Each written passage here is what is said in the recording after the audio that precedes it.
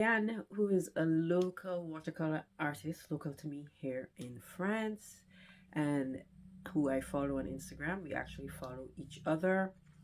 Asked me a little while back if I could share what you need to do gel printing, which has been my project for the 100-day project this year, which I am having a blast with. And so this is my list of things you need coming from a complete beginner. Before I started the project in February, I had only used my gel plate like maybe twice, but I always loved the way it worked. So anyway, here's what, according to me, you need to start printing on a gel plate. I'll be putting the French translation of these things in the caption so that Marianne will know what I'm talking about. Hopefully I'm going to be using the right French terms, but at least with the images, she'll know what I mean. So for the absolute basic, like if you want to get started, literally the only things you need are a gel plate in whatever size you prefer. I actually have these three, which are from Ranger Arts. They came together as a set. Another good, I think the most well-known supplier, makers of them, is Jelly Arts. So you can check them out. You can always find these things at your art store or I got this on Amazon. It was actually a gift. So the gel plate. You can also make your own gel plates. If you search on YouTube, you will find numerous tutorials of how you can make your own gel plates using gelatin. So if you can't purchase them right now, maybe you can try making your own.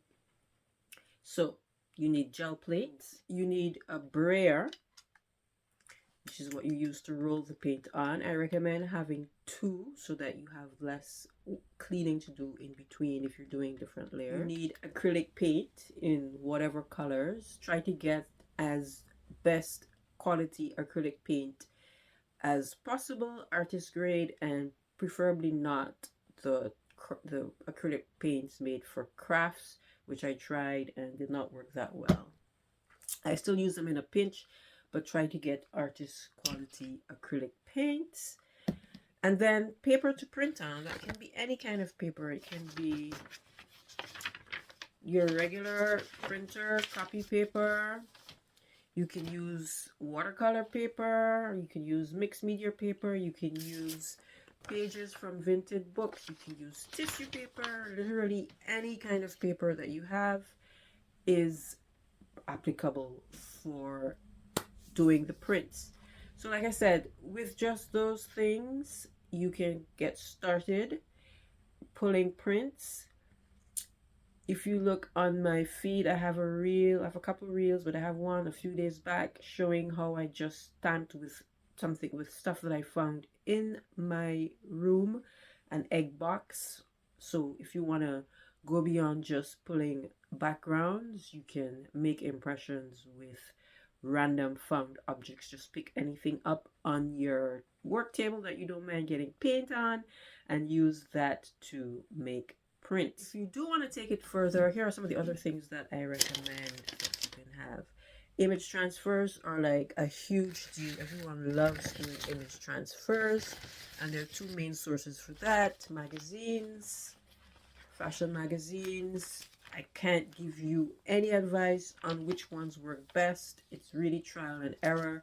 So just grab any magazines that you have and try them out to see. That's what I did. I just pulled pages from different magazines I had around the house to see if I could get good transfer images.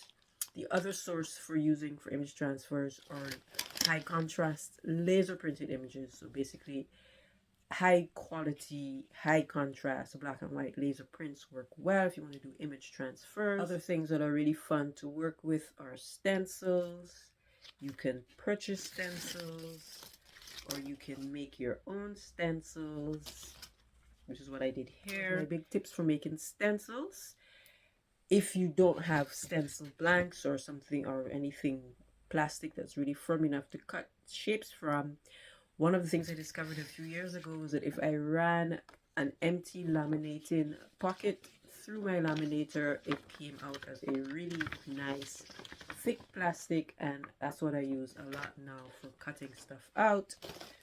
So following on from that, stencils and masks kind of go together. So I did cut out these shapes to use as masks for my Matisse inspired prints. I also use string, so you can use string, you can use yarn, you can use thread, you can use anything that you want to lay down.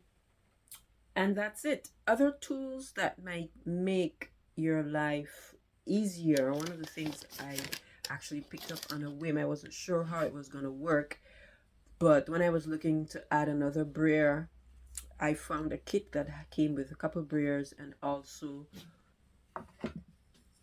these two nifty tools that to help you smooth out the impression. This one, the surface is a bit too small, so I don't really use it that much. They're called burnishers, I guess. This one is perfect, and you might see in my videos that I'm using it to kind of really get the paper to press down onto the image. One thing I found also with magazine images, I wasn't doing this at first, but I discovered quite by chance that sometimes if it doesn't print immediately, if I burnish it, it actually does print. So this is a nifty tool. To get it, I got it on Amazon. It came in the kit, like I said, but I think you can find it separately. And I think, yeah, that's it. Basically, you start simple with just the jelly plate, the brayer, paint, paper, things to make impressions, and then you can build from there. A note about cleaning your plate. As you notice, mine weren't perfectly clean, but it is important to every so often to clean them off, especially if you don't want the stuff that was left on it to imprint on your new, your new print.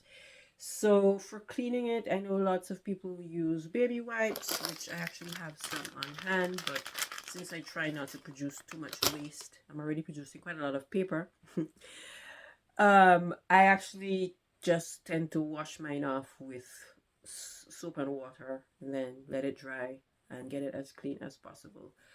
But baby wipes work really well because it's very easy to clean, especially if you're trying to clean your plate in between layers. Another handy thing to have on hand is probably washi tape if you want to keep your paper in the same position and do different pulls on it. So I use washi tape to tape my paper down. That helps me to line up a second layer on the same print. I hope this was helpful. Let me know if you have any questions in the comments. I will try to answer them from my beginner's perspective. And thanks for hanging out with me on my Francina's Creative account. Bye.